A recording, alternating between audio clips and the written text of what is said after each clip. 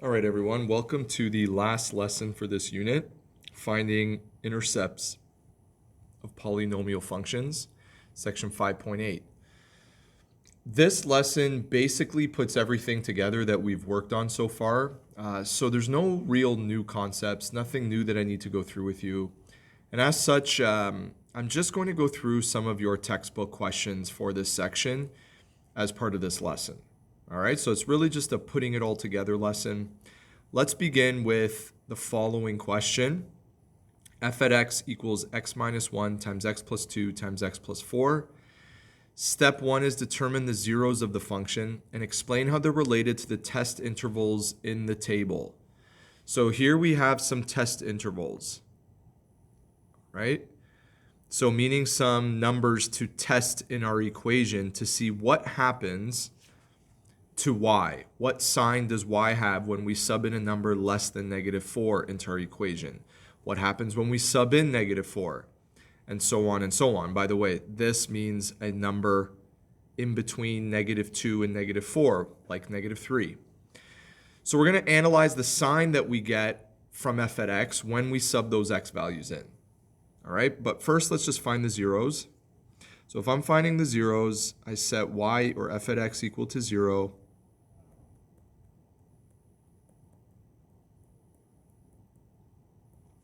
Now find the values of x that make this equation equal 0.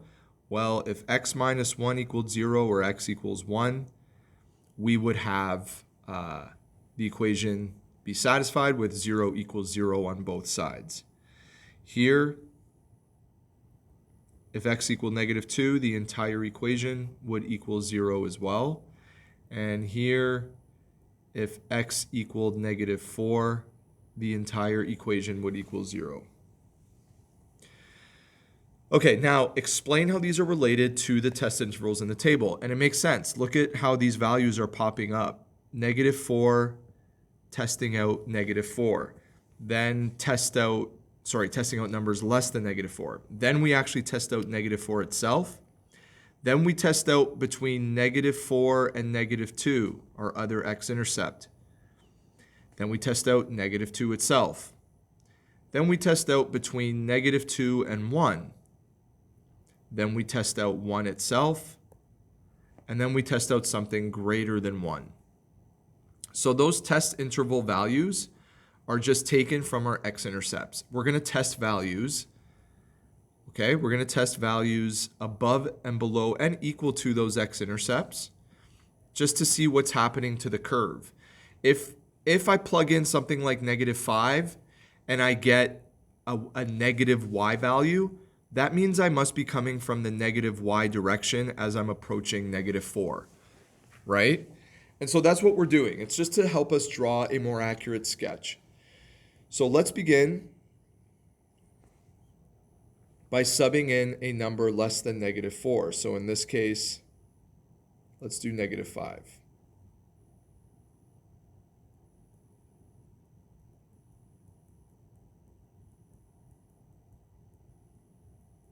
Okay? And you get -6 times -3 times -1, which is -18. Okay?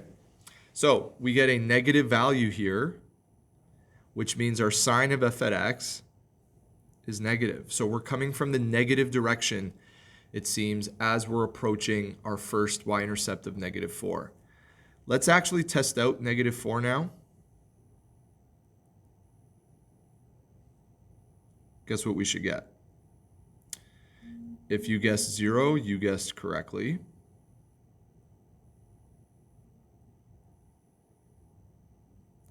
Because what's going to happen is this bracket here, -4 plus 4, will equal 0, which will make the entire right side equal 0. Okay, so that makes sense. That's one of my x-intercepts. So I expect that when I plug it into my equation, I get y equals 0. Next, let's do between -2 and -4. So let's do x equals -3.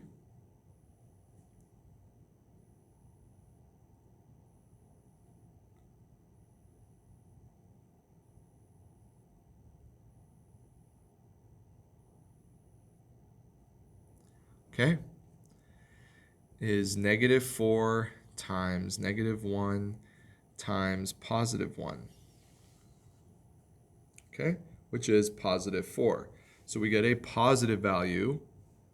So here we get 0, here we get a positive value when we sub in something between negative 2 and negative 4. Let's sub in negative 2.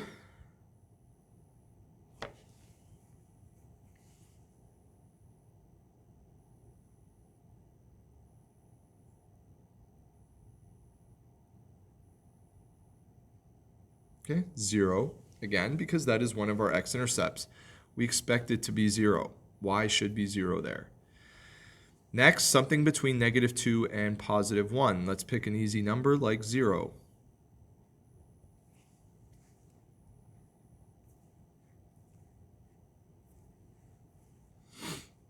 So f at 0 is equal to 0 minus 1, 0 plus 2, and 0 plus 4.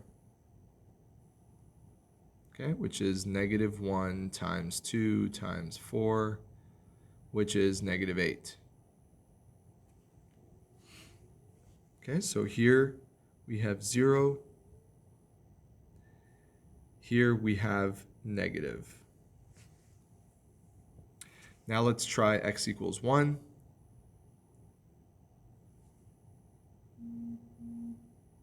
Oops.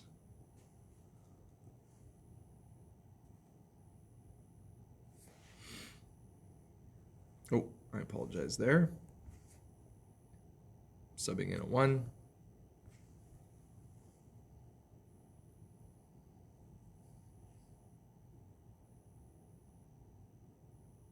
Okay, and we're going to get 0 there. It's one of my x-intercepts. 1 minus 1 is 0, which will make the whole thing equal 0. Okay, and now let's quickly just try one where it's greater than 1. So let's try x equals, let's go with 3.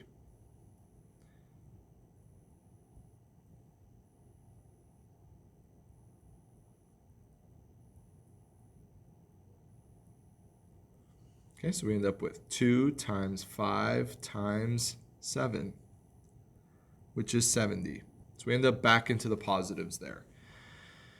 So the next question is use your completed table to sketch a graph of this function. So we're going to use what we got for our test intervals. Let's say here is negative 2, here is negative 4, and here is 1.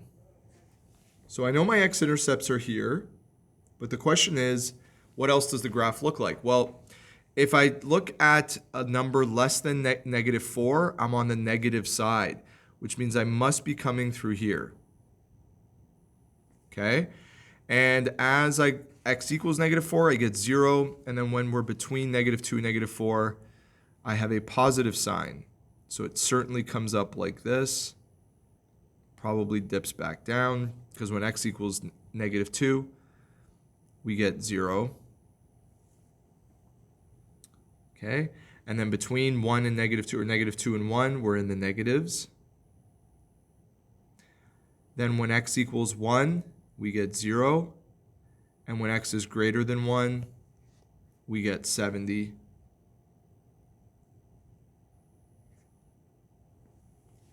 So this is what the sketch could look like. It's not perfectly accurate. And what I did was I followed my interval table. So just another way that you can sketch this graph. Okay. Okay, moving on. Consider the function x cubed plus 2x squared minus 3x. State the degree of the polynomial. So let's start here. Okay. State the degree. What is the degree of this polynomial? Okay, third degree. Right? And the value and the sign of the leading coefficient. So third degree, our value of the leading coefficient is 1. Okay? So a positive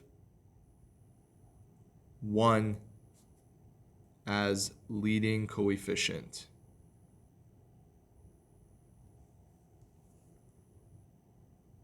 Okay. Now that we know that information, we can definitely go ahead and actually determine what the end behaviors are here. We don't need any other information because I generally know what's happening. Since my leading coefficient is a positive 1 and it's a cubic function, I know the graph is going to do something like this, up and to the right. I don't care what the x-intercepts are. All I need is the end behavior. So for B, okay, for B, we end up getting, as x approaches infinity, y also approaches infinity. So as we go to positive infinity in this direction, my curve goes up, which means I'm approaching positive infinity. And as x approaches negative infinity, y approaches negative infinity. Question C. Determine the intercepts of the function algebraically. No problem. This is definitely factorable. So if f at x is equal to x cubed plus 2x squared minus 3x, what kind of factoring can we do here? We can common factor. All right, so I can pull out a common variable here. Common exponent on the variable is 1x. Okay, so x to the power of 1. So I'm going to pull out an x, open a bracket, and to see what's left in the bracket, divide out your x out of each term. X cubed over x is x squared. 2x squared over x is positive 2x. And negative 3x over x, our x's cancel, and it just becomes minus 3. We're not done yet. Just because we common factored, we still have not, we're still not able to determine the x-intercepts, right? It has to be fully in factored form. So let's try to factor this trinomial in our brackets, okay? So let's find two numbers. It's a simple trinomial. Two numbers that multiply to negative 3 and add to 2. Okay, 3 and negative 1 satisfies both. So our factored form is x plus 3, x minus 1.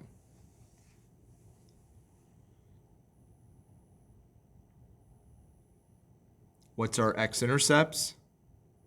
Sub in 0. Okay, and set each bracket equal to 0. So if x were 0 here, the whole right side would equal 0. If x were negative 3, the whole right side would equal 0. And if x were positive 1, the whole right side would equal 0. There's our zeros. And now it says to sketch the graph. No problem. Now that we have the zeros, we know it's a cubic function, okay, with a positive leading coefficient. So it's going to do something along these lines.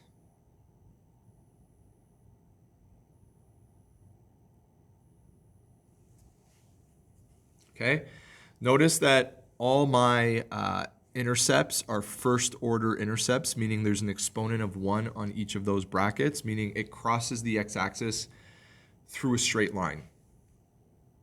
Okay. And let's try one of these. These are good. I like number 13 here. So let's do let's draw a sketch of what we have in question A. So first off, my x-intercepts, just looking at this, are positive 2, okay, and negative 3. Okay, but my x-intercept at negative 3, look at this. It's a second order intercept, meaning it is going to touch the x-axis but not go through it. Now, my leading coefficient is also positive, meaning what? Well, I guess it depends on the degree of the function. What is the degree of this function? If there's an exponent of 1 here and an exponent of 2 there, what is the degree of this function? Correct, it is a cubic function. Okay, cubic function. So I'm just writing some notes down of just things that I noticed, right? A few things. Positive leading coefficient, the types of x-intercepts that exist here, okay, first order, second order, as well as the degree of the polynomial, which is cubic. Okay, so at -3, it's a positive coefficient, so it's going to go up and to the right, all right? So it's going to touch -3, but then turn back, and then at some point turn back up and go right through the x-intercept of +1. Sorry, that should say +2. All right? So it goes right through there. And so the graph or the sketch of it will look something along those lines. Okay, it's not perfect, of course. We did not calculate the y-intercept to know where it goes through there, but that's something we could have easily done. And I'm not going to do question B. I'll leave question B as part of your homework, okay, for you to practice. Okay, but just to summarize, you're looking at these items. You're looking at the leading coefficient, the sign of it. Then you're looking at the degree, okay? Then you're looking at the type of x-intercepts, so the order of the x-intercepts. Okay, those are the 3 items. And of course, you need the x-intercepts themselves. Okay. Lastly, determine the equation for the polynomial function with zeros of -2, which is in order 1, 0, and then -1, and then -3. All 3 have order 1 x-intercepts. And it passes through the point here. So let's take a look. I'm going to write this in factored form since we have the x-intercepts given to us. So in factored form,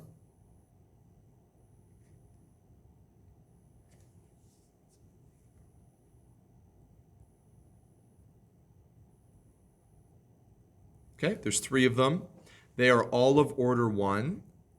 Okay, no problem there. I'm going to sub in my, oh, I'm sorry, I shouldn't have used A there. Okay, so let's use here, let's use, doesn't matter. Okay, let's just use any letter right now.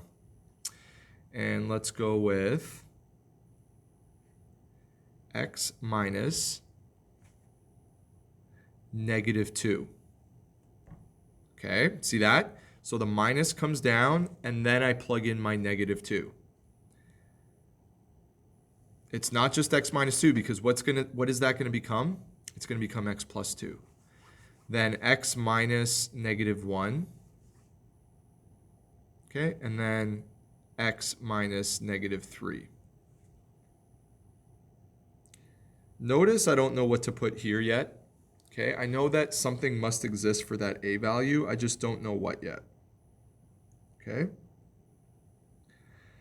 so I'll still leave it blank, and I'll just clean up these double negatives here.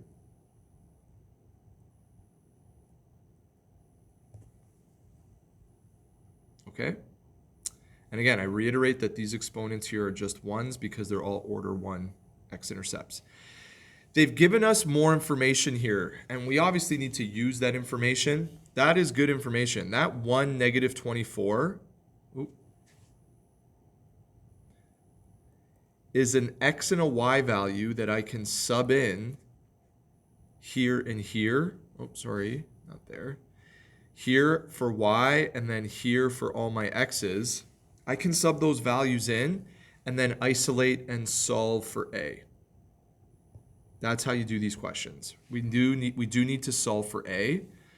So let's go with y, or f at x, is -24. So I replace f at x with -24 equals a. My x is 1.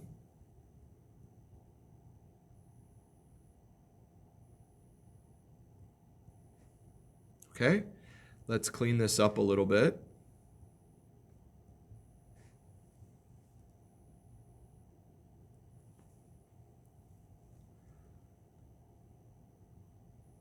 Three times 2 times 4 is 24. Almost done. We need to get a by itself, solve it. So since it's times 24, we're going to divide 24 on both sides to cancel it out on the right. And what do we get for a? -1. Now give me a therefore. F at x is equal to negative x plus 2, x plus 1, x plus 3. So that negative is the -1 that came from here. So I didn't put the 1, I just put negative there. That's where that came from, which tells me that this cubic function, right, they're all order of 1 x-intercept, add them up, you get 3, which is a cubic function. How's it going to open? Just to draw a quick sketch, it is not going to do this. Okay, it's not going to do that because it's negative. It's going to actually come from this direction and go downwards. It's going to do something along those lines, but not like that because I didn't go over the proper x-intercepts. Just to show you what the direction will be. It'll be down and to the right.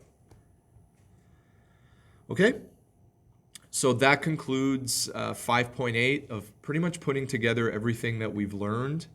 I went through some of the problems from your homework that I thought were important to go over, that you needed some extra emphasis on. Okay, but certainly all of 5.8 is a great review for you.